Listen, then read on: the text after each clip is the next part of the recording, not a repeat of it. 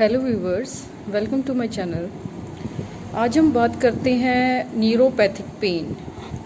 Neuropathic pain होती क्या है? एक्चुअली जो क्रेनियल नर्व्स है उनमें कोई उनके स्ट्रक्चर में कोई अबनॉर्मलिटी होने की वजह से जो पेन अराइज होती है उसको हम न्यूरोपैथिक पेन बोलते हैं।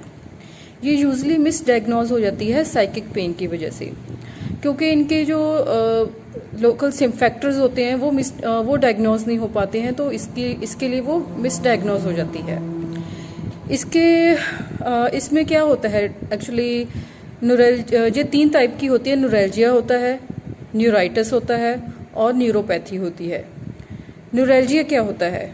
न्यूरैल्जिया में mostly unilateral swear shooting pain होती है, एकदम से तीखी पेन होती है पेशेंट को, स्टैबिंग होती है और लेंसिनेटिंग पेन होती है पेशेंट को।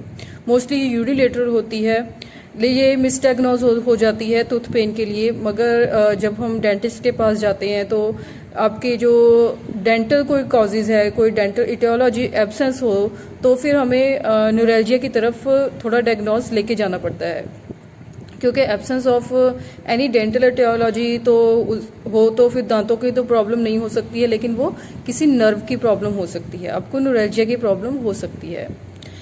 इसमें आता है ट्राइजेमिनल न्यूरैल्जिया। ट्राइजेमिनल न्यूरैल्जिया को हम टिक डोलोरेक्स भी बोलते हैं, और इसमें इसका एक कैरेक्टरिस्टिक फीचर है कि पेनफुल जर्किंग होती है पेशेंट को, एकदम से टस टस टस, एकदम से शार्प शूटिंग पेन होती है। जब कोई ट्रिगर पॉइंट इसका हम एक्टिवेट कर दें, अचानक से हाथ लग जाए या कुछ भी हो जाए, तो एकदम से जब हमको ट्रिगर पॉइंट पे स्टिमुलेशन होती है ट्रिगर पॉइंट की, तब ये पेन अराइज होती है। ये मोस्टली इंट्राओरल भी हो सकती है, एक्स्ट्राओरल भी हो सकती है। इंट्राओरल में कई बार मिसडायग्नोज हो जाती है ये दांत के पेन के लिए, क्योंकि पेशेंट को भी नहीं पता चलता है कि कहाँ पे पेन हो रही है, तो फिर डेंटिस्ट के पास जाने की ज़रूरत पड़ती है, तो फिर वो डेंटिस्ट ही रिकवर कर पाता है कि पेशेंट को पेन एक्चुअली है क्या। जब हम लोकल एनेस्थीसिया देते हैं ट्रिगर पॉइंट पे, तो पेशेंट के जो अटैक है वो रिड्यूस हो जाते हैं। ये मोस्टली पेन जो होती है ओवर 50 ईयर्स ऑफ एज में ज़्यादा पाई जाती है, और इसमें है कि ये काफ़ी हद तक ये एक ही तरफ रहती है। बहुत ही रेयर चांसेस होते हैं कि ये दूसरी तरफ भी, हमारी जो ये मिड लाइन होती है, ये मोस्टली एक तरफ ही रहेगी।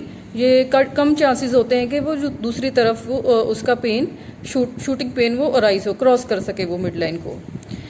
और इसका यदि हमारे कोई भी डेंटल एटियोलॉजी एब्सेंस है, तो फिर मोस्टली ये न्यूरैल्जिया या न्यूरोपैथी, एनीथिंग जो क्रेनियल नर्व की एबनॉर्मलिटी है, उसी में केस ये आता है।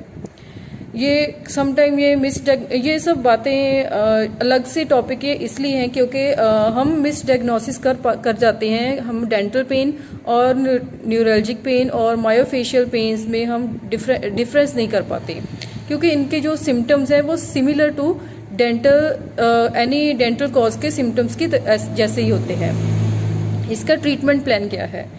ट्राइजेमिनल न्यूरैल्जिया मोस्टली 2 तरीके से ट्रीटमेंट प्लान इसका होता है। मेडिसिनल अप्रोच की जाती है और सर्जिकल अप्रोच की जाती है।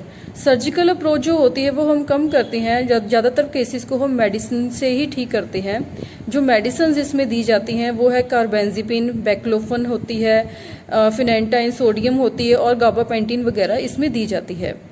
तो इवन आपको पेशेंट को हमेशा एक सतर्क रहना चाहिए, ताकि उनको पता चल सके कि हमारे पेन कहाँ पे हो रही है, मेन स्टिमुलेशन पॉइंट कहाँ पे है, क्योंकि ये मिसडायग्नोज हो जाता है, पेशेंट को नहीं पता चलता। पेशेंट बोलता है कि हमारे तो यहाँ पे दर्द हो रहा है, बस हमारे दांत में दर्द है। हम कई जगह पर डेंटिस्ट के पास जाता है, बदल के डेंटिस्ट के पास भी जाते हैं, मगर उनकी जो प्रॉब्लम है वो पकड़ में नहीं आती है। इसकी वजह से वो पेन में ही रहते हैं।